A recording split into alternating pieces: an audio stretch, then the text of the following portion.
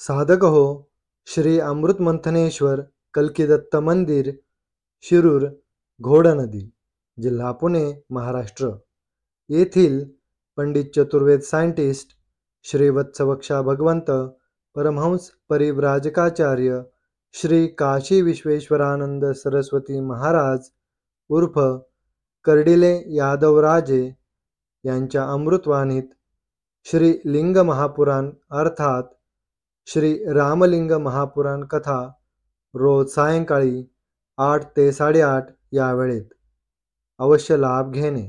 वक्रतुंड महाकाय सूर्यकोटि समप्रभ निर्विघ्नं कुरु मे देव सर्वकार्येषु सर्वदा. ओम गुरु ब्रह्मा गुरु विष्णु गुरुदेवो महेश्वरा गुरु साक्षात् परम ब्रह्म तस्मै श्री गुरवे नमः. ओम सहस्रीशा पुरुषा सहस्रपाद समृता दशांगुलम.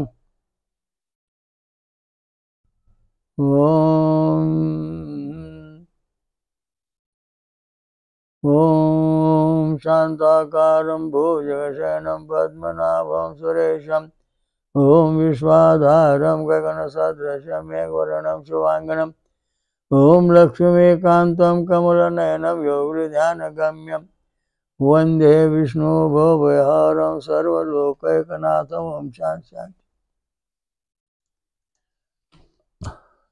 आपल्या हिंदू धर्माचा जो देव आहे तो कोणता नेमका देव आहे आणि इथंच मोठा गोंधळ आहे की सनातन हिंदू धर्माचा देव आहे तो कसा आहे काय आहे. कोणी म्हणते निर्गुण आहे, कोणी म्हणते वायुरूप आहे, कोणी म्हणते ब्रह्मरूप आहे, कोणी म्हणते तो अदृश्य आहे. हे सगळ्यांनी जी आपली कल्पना मांडली आणि खऱ्या देवाला कधी पाहिलंच नाही आणि खऱ्या देवाला न पाहिल्यामुळं हा मोठा गोंधळ आहे. त्रिदेव श्रेष्ठतम. तर आता या ठिकाणी पुराण नंतर वेद यांचा संग्रह म्हणजे यांचा आपण संमिश्र ज्ञान घेणार आहोत. तर या ठिकाणी लिंग महापुराण अर्थात श्रीरामलिंग महापुराण याच्यामध्ये ज्ञानेंद्रिय कर्मेंद्रिय अवयव वगैरे बऱ्याच गोष्टी सांगितलेल्या आहेत. आता या ठिकाणी खरा देव कोणता हा महत्त्वाचा मुद्दा होत. कोणी म्हणतो गणपती मोठा, कोणी म्हणतो शंकर मोठा, कोणी म्हणतो ब्रह्मदेव मोठा, कोणी म्हणतो अमुक. या सगळ्या देवांचा एकच देव आहे. तो आहे ओम सहस शीर्षा पुरुषा सहस्राक्षा सहस्रपाद समृता दशांगुलम. सगळ्या जगाला व्यापून दशांगुले उरला कल्किदत्त महाराज म्हणून एकमुखी दशभुजा दत्त हे कल्किदत्त म्हणजे शिरूरमध्ये आहे. याचं कारण असं आहे की ह्या एक देव जो आहे ह्या देवाच्या शरीरामध्ये पासून अनंत देव प्रकट झाले आणि अनंत देव प्रकट होऊन ते त्यांनी निर्णय अवयव तयार केले. डोळे कान नाक हात पाय मेंदू हृदय आणि हे सगळे एकमेकांना जोडून मानवी शरीर तयार झालं. त्याच्यामध्ये जीवात्मा सोडून मग त्या देवाचं शरीराचं कार्य सुरू केलं आणि मग ह्या देवाने आपला वंश तयार केला आणि आपला वंश तयार करून ह्या शरीरामध्ये तो वंश सोडून दिला आणि देव आपल्या मूळ ठिकाणी निघून गेलेले आहेत असा इतिहास वेदामध्ये सांगितलेला आहे आणि त्याचाच पाठपुरावा पुराणात सांगितलेला आहे. तर हे महत्त्वाचा मुद्दा असा आहे की आपण जो आता अभ्यास करतो की आपला देव कोणता आणि आपल्या शरीरामध्ये नेमकं काय आहे आणि ते कार्य कसं चालतं या ठिकाणी आता हे तुम्हाला आपलं हृदय दाखवलेलं आहे. या हृदयामध्ये हे देवाने आपला वंश ठेवलेला आहे. हा जो वंश आहे आता या उजव्या साईडला जो आत्मा आहे आणि डाव्या बाजूला जो हृदय आहे तो जीव आहे. उजव्या साईडला शानो म्हणतात इंग्लिशमध्ये, डाव्याला येविनो. अशा दृष्टीने हे जीवन या माणसाच्या शरीरामध्ये त्यांनी बसवलं आणि हे जे व्होल्टेज दाखवले 1 2 3 4 5 आणि 6 आणि 7 तर पहिल्या voltage number 1 Ganpati, voltage number 2 Brahmadev, 3ला विष्णू, 4ला शंकर, 5ला इंद्र, 6व्याला दत्त, 7व्याला वर 7वा जो दिलाय तो विराट स्वरूप, विश्वरूप विराट ब्रह्म. तर या दृष्टीने हे सगळे वंश ह्या मूळ परमेश्वराने मानवाच्या हृदयामध्ये जसे तसे बसवलेले आहेत. हा इथं वंश, देवांचा वंश आपल्या शरीरात बसावला. यांचं कार्य काय चालतं, कसं चालतं हे याच्यामध्ये दाखवलेलं आहे. आता आपल्याला आपण व्होल्टेज नंबर 1 याचे छंद, गायचे छंद षडजास्वर, याची देवता गणपती. आता गणपतीला रिद्धी सिद्धी ब्रह्मज्ञान आत्मज्ञान साक्षात्कार सगळ्या गोष्टी याच्याकडे आहेत. पण ह्या आपल्याला प्रसन्न आहेत का नाही?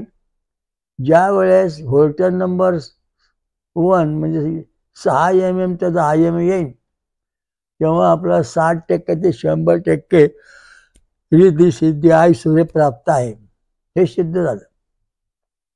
आणि जर आधी कोणी आलं तर कधी ऐश्वर्य याचं कधी नष्ट होतं, कधी याचं कधी नष्ट होतं. पण खाली जे निगेटिव्ह म्हणजे ऐश्वर्य संपलं. पण यावेळी आपण भानामती लावली, करणी लावली, जादू लावला, अमुक लावले, हे पाहतो. आणि मग आपण आपलं खरं सत्य जे आहे तुझं आहे, तुझ्यापर्यंत जागा चुकला अशी आपलं आपल्याजवळ, पण आपण या ठिकाणी पळत सुटतो. मग याला विचार काय, त्याला विचार. पुढचा जो मनुष्य असतो अंतर्ज्ञानी किंवा महान साधू संत, त्यांना काहीतरी कळतं नाही असं नाही.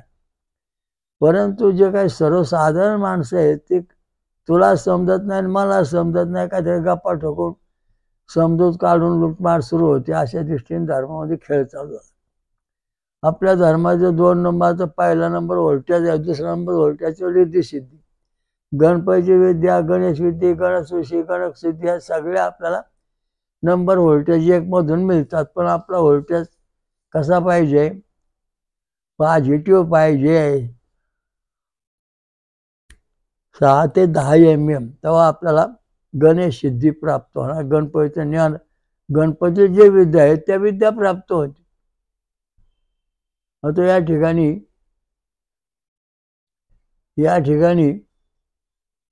सांगायचा महत्त्वाचा मुद्दा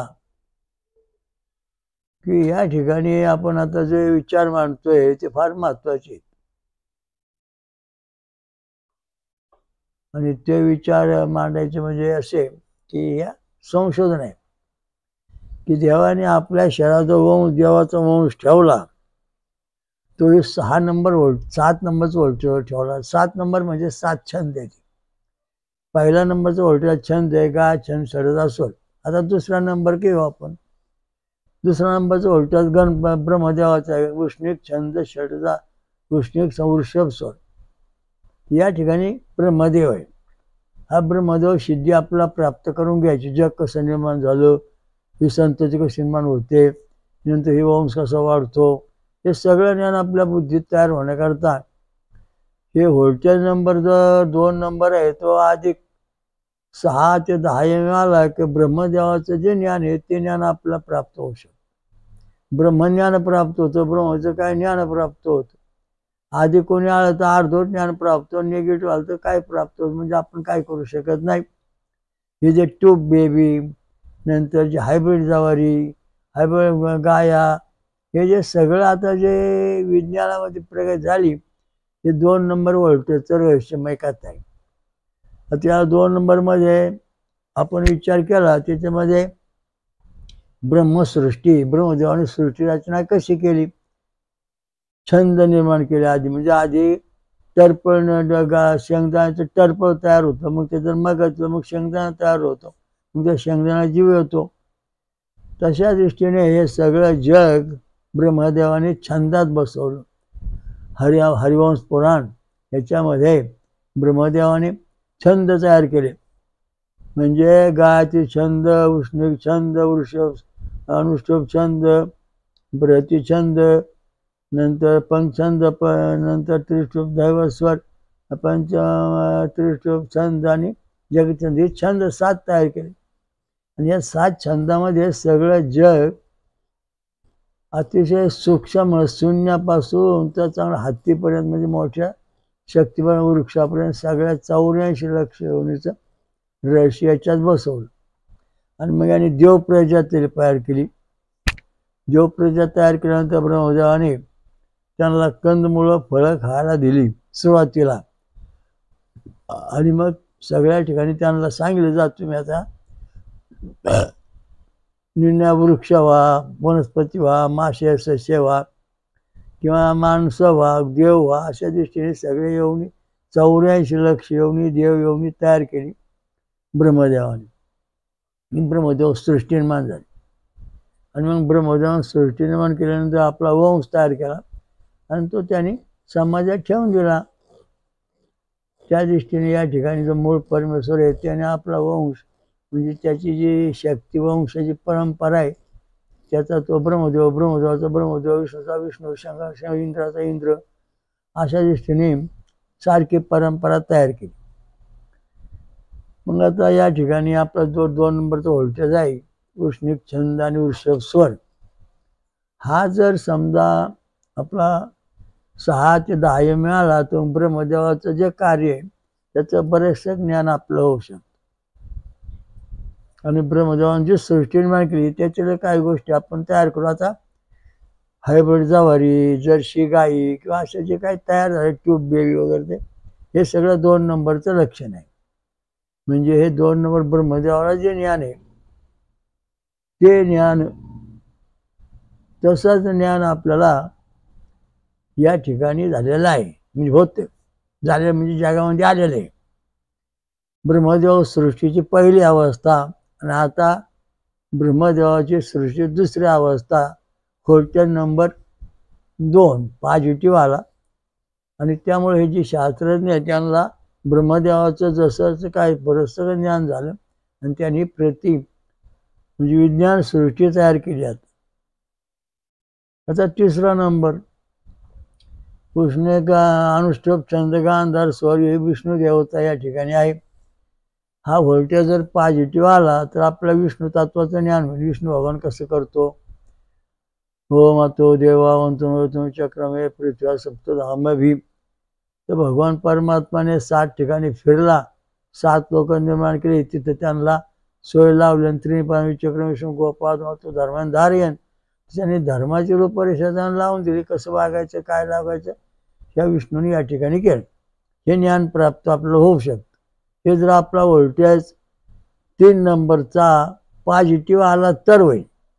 आधी कोणी आला तर हायराव सृष्टी कशी तरी निर्माण झाली काही कळत नाही, निगेटिव्ह आल्यानंतर संपलं, आपलं ज्ञान संपलं.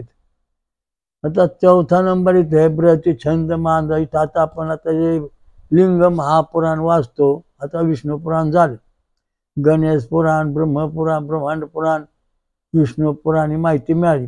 आता आपण शिवपुराण, शिवलिंग महापुराण 4थ्या नंबरचे व्होल्टेज पैसे आलो आहोत. तर हाचा 4थ्या नंबरचा व्होल्टेज आहे हा ब्रतिछंद मानधांचा स्वर आहे. हा शंकर भगवंताचं अधिष्ठान असणार आहे. हा जर समजा अधिक आला 6 ते 10 mm व्होल्टेज तर भगवान शंकर दर्शन होणार. भगवान शंकराचं जे ज्ञान आहे भरपूर सृष्टी निर्माण करायचं.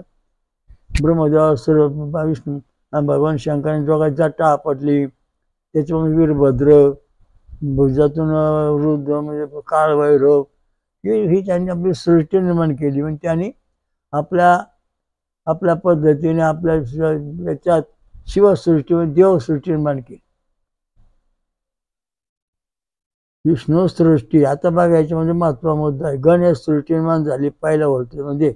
दुसऱ्या सृष्टीमध्ये ब्रह्मसृष्टी निर्माण झाली, मानव सृष्टी, पशु पक्षी 84 लक्ष. तिसरी सृष्टी विष्णू सृष्टी निर्माण झाली, देवसृष्टी. 4थ्यामध्ये देवसृष्टीच आहे. म्हणजे या ठिकाणी भैरवनाथ, काळभैरवनाथ, अष्टभैरवनाथ, देवी देवता हे सगळं शंकर भगवंताने केलं. आदिनारायण जो महाविष्णू आहे त्याच्या नाभीतून ब्रह्मदेव प्रगट झाला, त्यांनी जगसृष्टी निर्माण करायला सुरुवात केली. भगवान आदिनारायणच्या विष्णू कपाळातून भालामधून म्हणजे ईशान रुजवली भगवान शंकर प्रगट झाले. भगवान शंकराच्या डाव्या भागातून पार्वती शक्ती प्रगट झाली. पार्वतीच्या उजव्या डाव्या भागातून लक्ष्मी, उजव्या भागातून राधा प्रगट झाली. राधा आणि लक्ष्मीच्या शरीरातून सावित्री गायत्री प्रगट झाली. अशा दृष्टीने हा अद्भुत इतिहास आहे. म्हणजे या ठिकाणी ह्या सृष्टीचं जी निर्मिती आहे ती 4 नंबरच्या व्होल्टेज आपल्याला ज्ञान होतं. या 4 नंबर व्होल्टेज आपल्याला कळला, पद्धतशीरता असला, तर आपल्याला ही सृष्टी कशी निर्माण झाल्याचं ज्ञान होतं, ही सृष्टी कशी राहण्याचं ज्ञान होतं, ही देवसृष्टी कशी आली तिचं ज्ञान होतं. म्हणजे ही देवसृष्टी आहे, भगवान शंकराची विष्णूची देवसृष्टी, गणपतीची गणेश सृष्टी, नंतर ब्रह्मदेवाची ब्रह्मदेव सृष्टी, 84 लक्षण सृष्टी, विष्णूची विष्णू सृष्टी देवसृष्टी, शंकराची देवसृष्टी. आता ब्रह्म याच्या पुढचा पंचम स्वर आला. म्हणजे या ठिकाणी हा नंबर 5 व्होल्टेज नंबर 5. हा जर समजा पॉझिटिव्ह काढला तर इंद्रदेव कसे आहेत, त्यांचं वैशिष्ट्य काय आहे, त्यांशी आपण बोलू का, ते आपल्यावर येतील का, ते आपला प्रश्न होतील का, ते आपला कार्य मदत करतील का, हा महत्वाचा प्रश्न या ठिकाणी सुरू होतो. या ठिकाणी स्वर्गसृष्टी कोणाची, इंद्रदेवाची.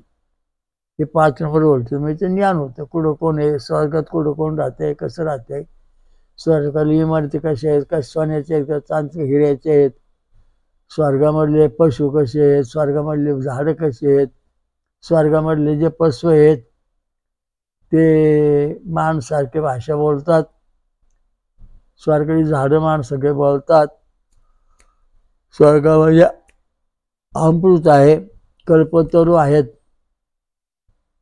आता स्वर्गामध्ये गोष्ट महत्वाची स्वर्गामध्ये आहे. मग तर भगवान श्रीकृष्णाने पारिजातक हा स्वर्गातून पृथ्वीवर आणला. आता विचार कर, हा पारिजातक स्वर्गामध्ये आहे, यादव राजे भगवान श्रीकृष्ण यांनी हा पारिजातक पृथ्वीवर आणला आणि तो लावला. फुलं कोणाकडं, पानं कोणाकडं, फुलं आणलं पारिजातक लढून इंद्राबरोबर. त्या इंद्रा म्हणजे स्वर्गामध्ये झाड होतं. म्हणजे याचा अर्थ असा आहे की स्वर्गाची सृष्टी आहे, चितावरून भाताची परीक्षा.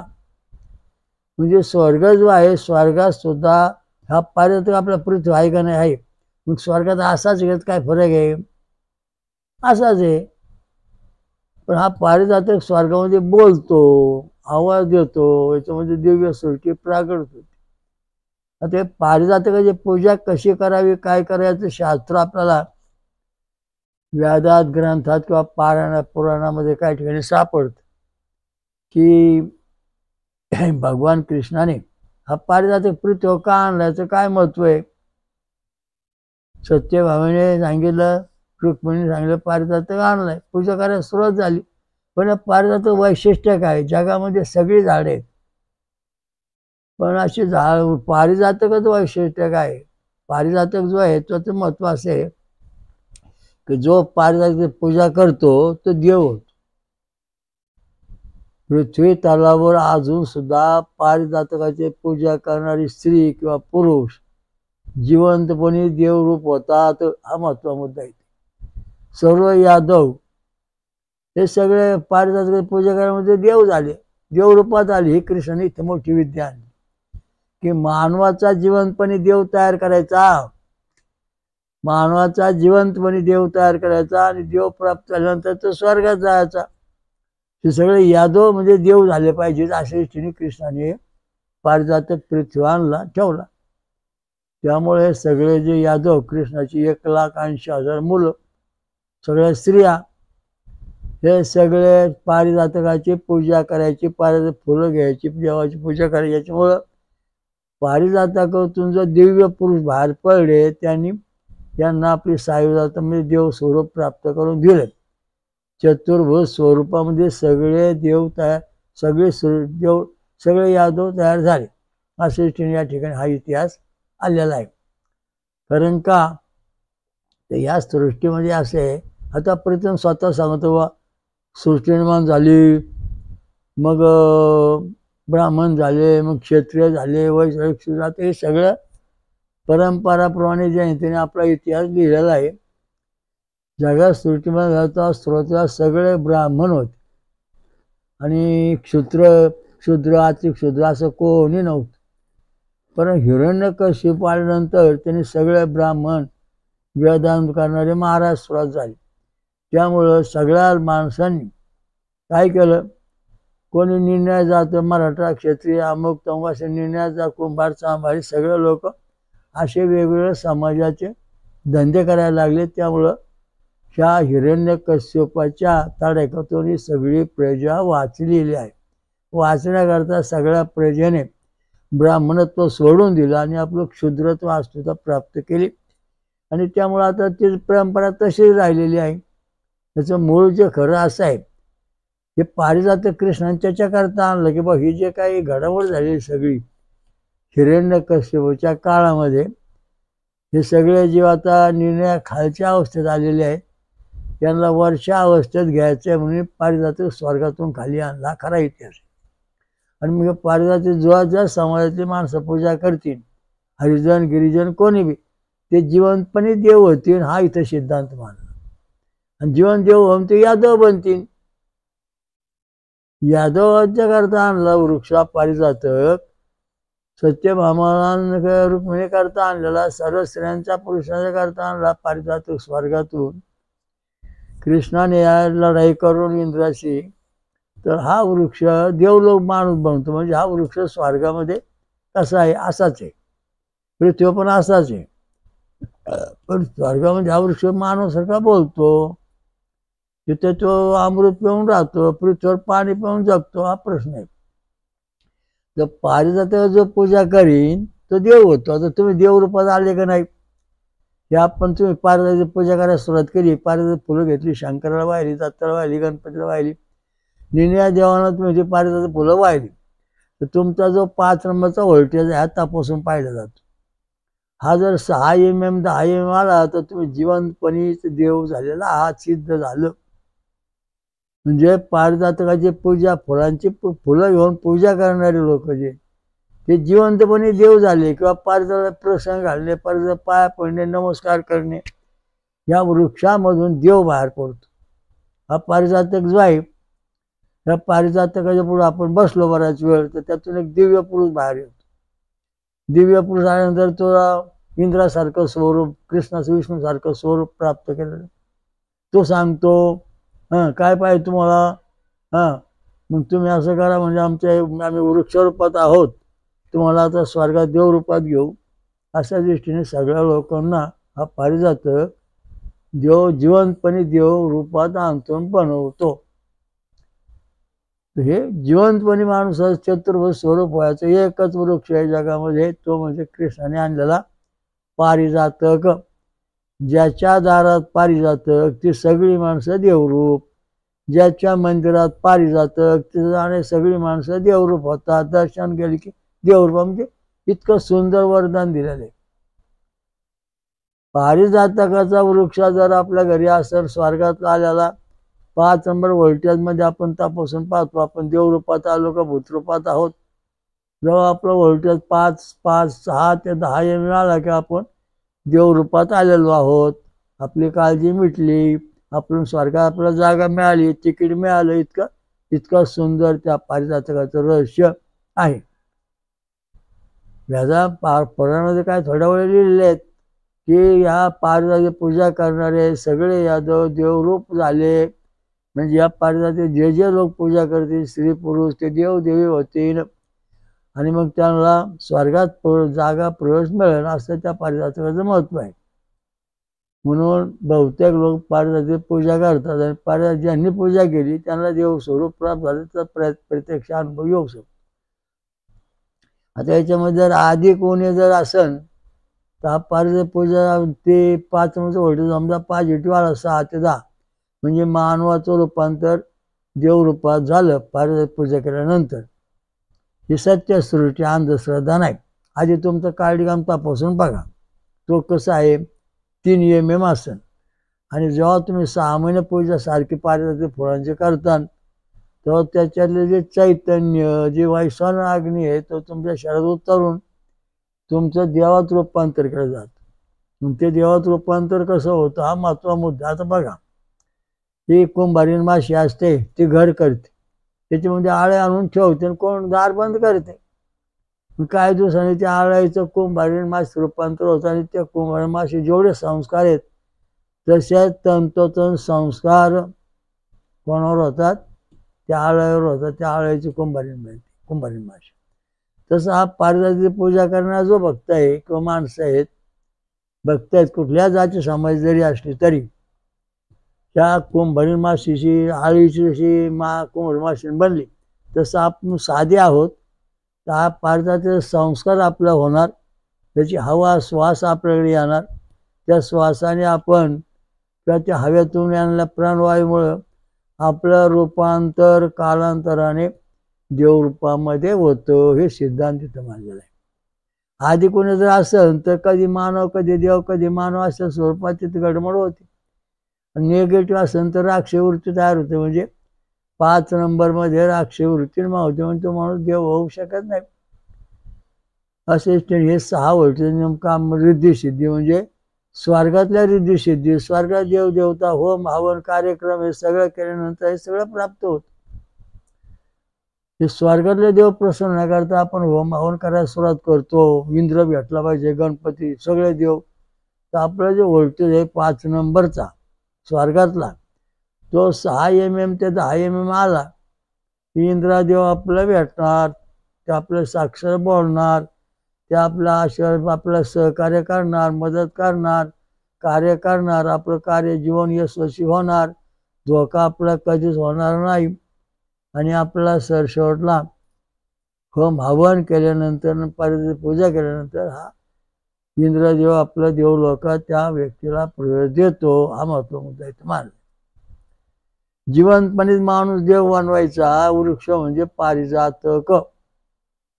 जिवंतपणीच माणूस देव बनवायचा वृक्ष म्हणजे पारिजातक. आणि तो आपण जर आपला व्होल्टेज पाहिला तपासून तर आपल्याला कळण 6 ते 10 mm ज्ञानेंद्रिय कर्मेंद्रिय सुद्धा देवरूपाच्या दिशेने चालली लिंग महापुराणाच्या प्रमाणे.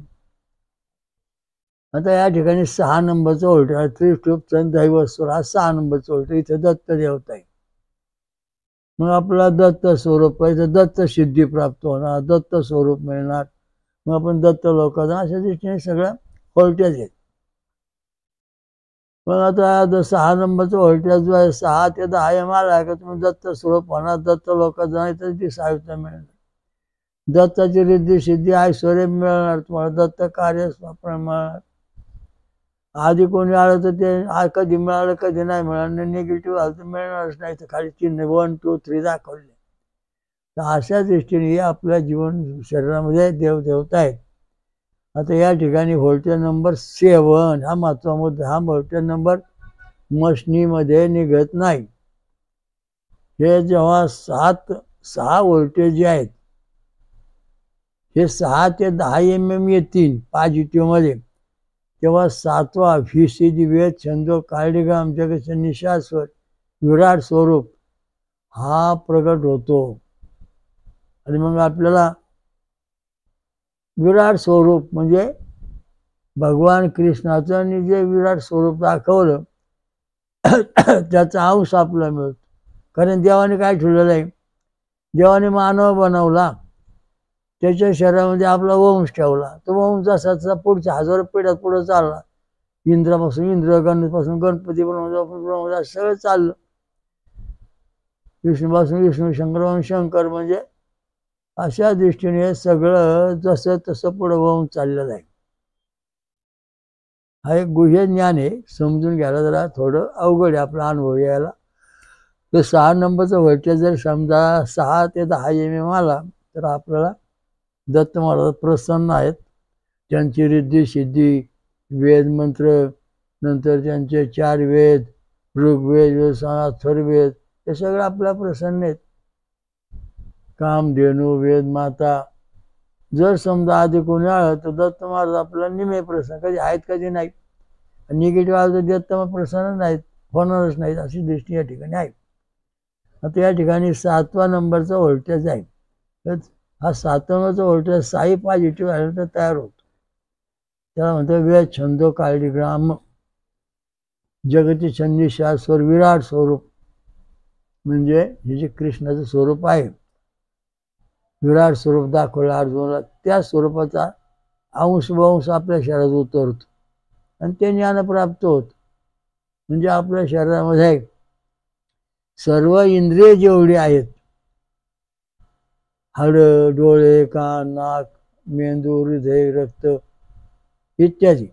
याच्यामध्ये सगळ्या देवता आपल्या शरीरामध्ये विराट स्वरूपातून आलेल्या आहेत आणि ते आपल्या शरीरामध्ये अनुवंशिक रूपाने आहेत. म्हणून आपल्याला ईश्वर प्राप्तीचं मूळ ज्ञान हे ते व्हावं लागतं. मग ते होण्याकरता साई बटन आपल्या हृदयामधले पॉझिटिव्ह पाहिजे. 6 mm ते 10 mm.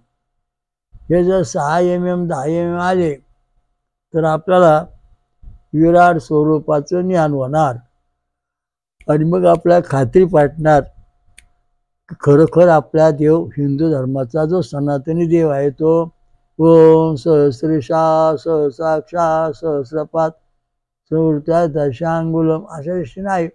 ह्या रिद्धी सिद्धी अशा आहेत. हे हृदय, ह्या हृदयामध्ये या उजव्या बाजूला 3 व्होल्टेजवरती आत्मा म्हणजे परमात्मा काम निरीक्षण करतो. डाव्या बाजूला जीव आत्मा काम करतो. याला इंग्लिशमध्ये उजव्या बाजूला शानो म्हटलेलं आहे आणि डाव्या बाजूला ये विनो. आता याच्यामध्ये वस्तुस्थिती अशी आहे, समजा यात पुढचे 3 व्होल्टेज आहे 1 2 3 गणपती ब्रह्मदेव विष्णू हे 3 व्होल्टेज आहेत, हे पॉझिटिव्ह आहेत. आणि पुढचे 4 म्हणजे शंकर, इंद्र आणि दत्त हे 6 व्होल्टेज आहेत 3 डाव्या बाजूचे. ते जर निगेटिव्ह झाले तर निमा भाग आपल्या शरीरातला काम करीत नाही, निमा भाग काम करतो. म्हणजे आपल्या हृदयाचं जे काम आहे याच्यात जे देवाचा अनुवंशिक आहे तो वंश बिघाडायचा आणि बिघाडल्यानंतर मग पिढी बिघाडली, पिढी वंशा बिघाडली, पुढच्या पिढ्या बिघाडली, अनुवंशता बिघाडली, आचरण बिघडलं, बिचार आपण काहीतरी बडबड करायला लागलो, अशी वस्तू निर्माण झाली. ही जी गोष्ट आहे ही अत्यंत महत्वाची आहे. आपल्या शरीरामध्ये 6 व्होल्टेज 6 ते 10 mm पाहिजे. 7वा प्रगट झाला पाहिजे ब्रह्मज्ञान होण्याकरता. हे 6 व्होल्टेज पाहिजे तेव्हा जीवनमुक्त विधेयमुक्त हे ज्ञान प्राप्त होतं. ब्रह्म काय म्हणजे काय, परमेश्वर कसा आहे. कारण आपलं परमेश्वर पाहायचं आहे तर परमेश्वराचे सगळे गुण आपल्या शरीरामध्ये आले पाहिजे, तो आपलं तो परमेश्वर दिसन. जवारी आहे, जवारीला पुढच्या जवारीला सगळे पुढच्या जवारीला सगळे दाणे आलेले आहेत आणि ते दाणे दुसऱ्या कांसाला पाहायचे पण त्याच्यामध्ये बोंडेच आहेत, त्याच्यात काय दाणे तयार झाले त्यामुळे पुढचं काय दिसणार नाही. आता अशी वस्तू झाली समाजाची. कारण परमेश्वराचे जे सगळे गुणधर्म आपल्या धर्मात आहेत, महत्त्वाचा मुद्दा आहे लक्षात ठेवा की ते गुणधर्म आपल्या ज्याच्या शरीरामध्ये आलेले आहेत, गायत्री मंत्र जपणारे जे आहेत त्यांच्या शरीरामध्ये सगळे देवाचे गुणधर्म येतात. बाकीच्या कुठल्याही मंत्राने ते येत नाहीत. हा महत्त्वाचा मुद्दा आहे. आपल्या गुरुदेव महात्मा नावाच्या ग्रंथात हे सगळे मंत्र व्यवस्थित दिलेले आहेत की आपल्या शरीरामध्ये देव जो विराट पुरुष आहे, ओम सहस्रशा पुरुषा सहस्राक्षा सहस्रपास मूर्त्या दशांगला 7वा व्होल्टेज. याच्यातले जे सगळे देव आहेत त्यांनी मानवाला निर्माण करून ते हाडं काडं बळ डोळे नाक सगळे देऊन त्यांनी आपला वंश निर्माण केला आणि देव मूळ जो परमात्मा आहे त्याच्या शरीरात जाऊन स्थिर झाले. म्हणजे सहस्त्रीशा जो पुरुष आहे परमेश्वर आहे त्याच्यातून सगळे देव खाली आले. आता उदाहरणार्थ आपण ही जवारी पेरली, ह्या जवारीच्या ताटाला कणस आली, त्याला आले काय आले दाणे आले, पण दुसरी जवारीचं कणीस आहे तिला दाणे आलेच नाहीत. तेव्हा ही कणस न आले ज्या जवारीला दाणे आले ती जवारी ह्या न आलेल्या दाण्याकडे पाहते कणसात.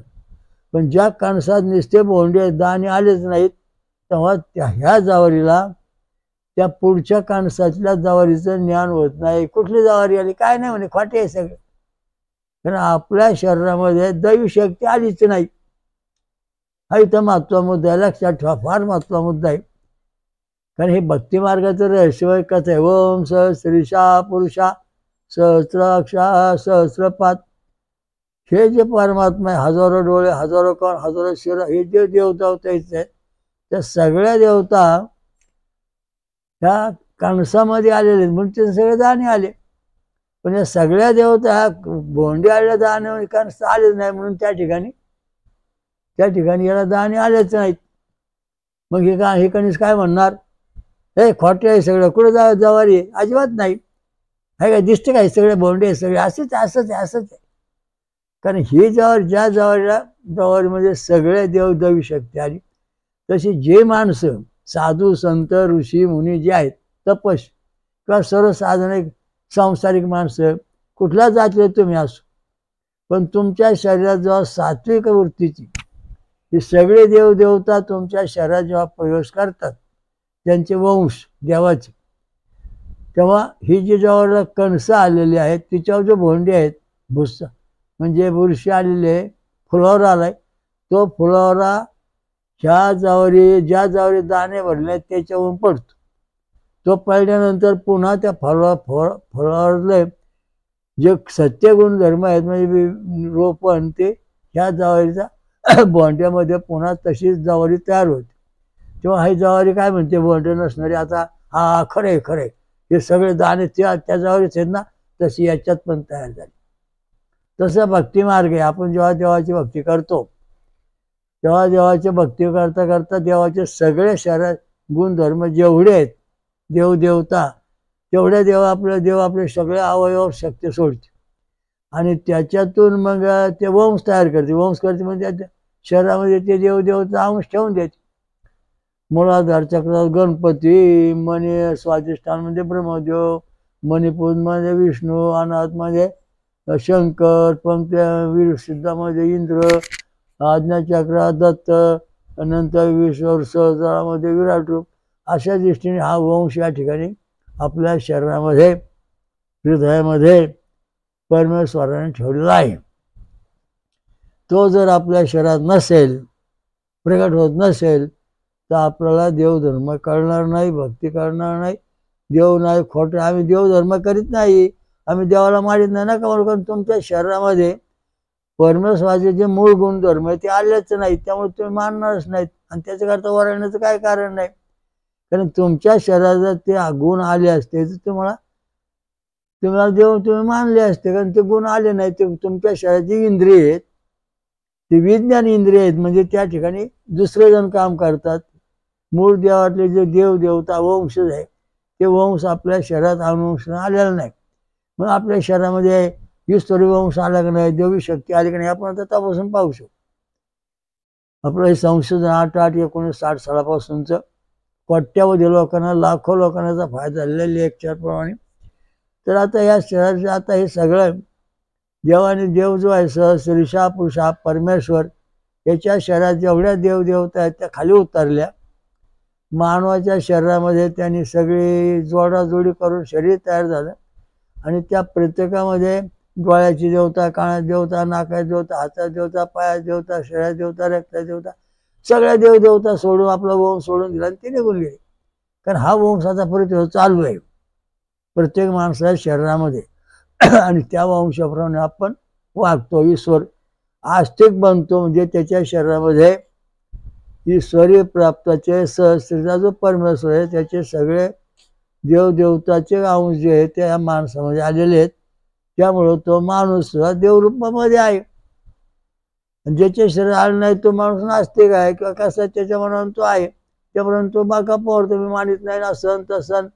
याचं कारण आहे कारण तुमच्या शरीरामध्येच मुळात देवी शक्ती आलेली नाही म्हणून तुम्ही देवाला शिव्या देताय, देव नाही म्हणता. कारण तुमच्या शरीरामध्ये तुम्ही ते अवस्था प्राप्त करून घ्यायला पाहिजे. आणि आपल्याला एक गोष्ट सध्या आहे की आपण गणपती संक्रांत, त्यामुळे आपल्याला एकच भाग कुठला तरी येतो, सगळा भाग येत नाही. आता आपण गणपती भक्ती करतो, फक्त मुलार्धाच्या ओम शम सम एवढेच देवता एवढी शक्ती प्राप्त, बाकीच होतच नाही. आणि सगळी शक्ती प्राप्त ओम सहस्रीशा पुरुषा सहस्र सहस्रपास दशांगुलम ह्या परमेश्वराची आपण जेव्हा भक्ती करू, सगळे जग पक्षक्षा भगवंत हे कोण पृथ्वीवर श्रीराम श्रीकृष्ण कल्की दत्त आले यांची जेव्हा आपण भक्ती करू तेव्हा आपल्याला ते फुलावऱ्यासारखे सगळे शक्त्या या देवाकडून आपल्या शरीरात उतरते. आता उदाहरणार्थ आपण कृष्ण भगवान घेऊ. कृष्ण भगवंताने जो ओम सहस्रीशा पुरुषा जो परमेश्वर आहे तीच अवस्था कृष्णा शहरामध्ये निर्माण झाली, म्हणजे आली, प्रगट झाली. त्यांनी दाखवलं आपलं मूळ स्वरूप. आणि त्याच्यातून ज्या देवता बाहेर पडल्या सगळ्या, त्या मानवाच्या शरीरामध्ये आल्या आणि त्यातून ज्या आसुरी शक्ती बाहेर पडल्या त्यांनी सगळं सैन्य मारून टाकलं, संपवून टाकलं, असे दृष्टी नाही. म्हणजे संवार करता, पालन करता करता हा परमेश्वर आहे. तर हे जे परिस्थिती आहे ते भगवान कृष्ण यांच्या मार्फत स्वर्गातल्या देवाचे सगळे गुणधर्म वक्षा भगवंत श्रीकृष्णामध्ये आले. आणि तेच ती शक्ती मग सगळ्या समाजामध्ये भक्तिमारा गोपाळा गोकुळात त्याच्यात पसरली. आणि मग सगळ्या शरीरामध्ये देवाचे अंश जे आहे ते सगळ्या मानव शरीरामध्ये शिरले. आणि राक्षस शरीरामध्ये हे शिरले नाही म्हणून राक्षस मारले गेले. कंस मारला गेला कारण कंस या शरीरामध्ये हे जे ओम सहस्रचा पुरुष सर्वदावी शक्ती आलीच नाही. आणि कृष्णा शरीरात आली, गोपाळा शरीरात आली, नंतर गौण शरीरात आली, स्त्री पुन्हा शरीरात आली, सगळ्या पुरुषामध्ये आली. जय जय राम कृष्ण हरी ही जी म्हणणारी मंडळी यांना ही सगळी शक्ती प्राप्त होते. हा अत्यंत महत्वाचा मुद्दा आहे. जय जय राम कृष्ण, कारण हे देव जो आहे मूळ म्हणजे त्याचे सगळे फळाचा अंश त्या भक्तात उतरतो आणि ते भक्त पूर्ण होतात, निष्काळजी होतात, आत्मानंद मिळतो, शक्ती मिळते. तसे या हृदयामध्ये आता इथं दाखवलंय. हृदयाचे सत्यदेव प्रगटतात, त्यांची या अवस्था दाखवलेली आहे देवाची आलेली, ती आपण अभ्यासली पाहिजे. ही ECG काढा, त्यात काय दोष असणं डॉक्टरहून दुरुस्त करून घ्या किंवा धार्मिक उपचार करा, झालं. दैवी संपत्ती वाचा, गणपती गणेश मंत्र म्हणा, विष्णू मंत्र ब्रह्ममंत्र म्हणा, शिव विष्णू मंत्र म्हणा, शिवमंत्र म्हणा, इंद्र मंत्र म्हणा, दत्त मंत्र म्हणा, विराट विस्वरूप सहस्रमंत्र, ही सगळे शक्ती मंत्र म्हणून आपल्याला प्राप्त होते. आणि ती शक्ती शरीरातून आपण देवरूप होतो. अतिशय सोपं होतं. मानवाचं देवात रूपांतर होतं, नशीब संचित कर्म प्राप्त बदलून जातं आणि त्याच्यामध्ये रूपांतर होतं. माळ घालतो, माळ घातलं काय होतंय, माळ घातल्यानंतर जो परमात्मा आहे त्याची शक्ती आपल्याकडे येत चालली, हळू थेंबे थेंबे तळे साचे, मग आपलं तळ पूर्ण भरतं. माळ टाकल्यानंतर आपल्या शरीरातून थेंबे थेंबे तळे आटे, तसं आपल्या शरीर सगळे देवता निघून जातात.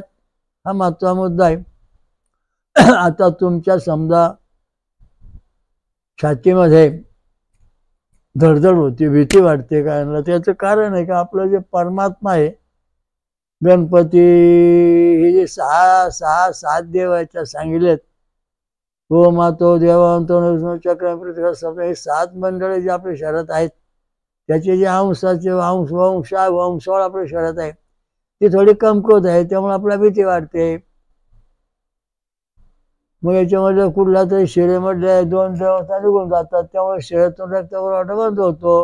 म्हणजे अशा अनेक अडचणी आहेत, सांगा वेळ नाही फार, लय बारीक पाहायचं म्हणलं एक पुराण भलं मोठं होईल. ओम स्वयंभू स्वयंभू ईश्वराजा श्री मंत्र महाराज की जय. स्वयंभू महापंच सागरेश्वरी महादुर्गा महाशाकंभरी माता की जय. ब्रह्मश्री आत्री की जय. महासती अनुसया माता की जय.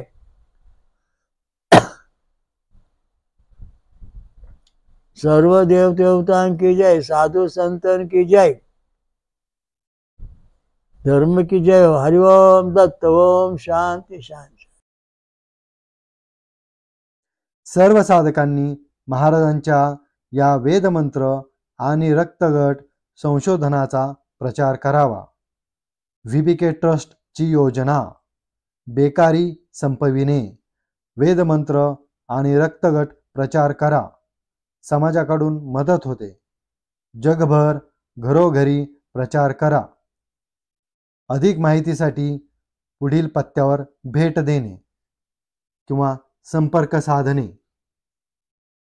VBK ट्रस्टचे स्वयंभू विश्वराजा श्री अमृतमंथनेश्वर कल्किदत्त मंदिर, पाषाणवाडी, शिरूर, घोडनदी, जिल्हा पुणे, महाराष्ट्र. हरिओम दत्त.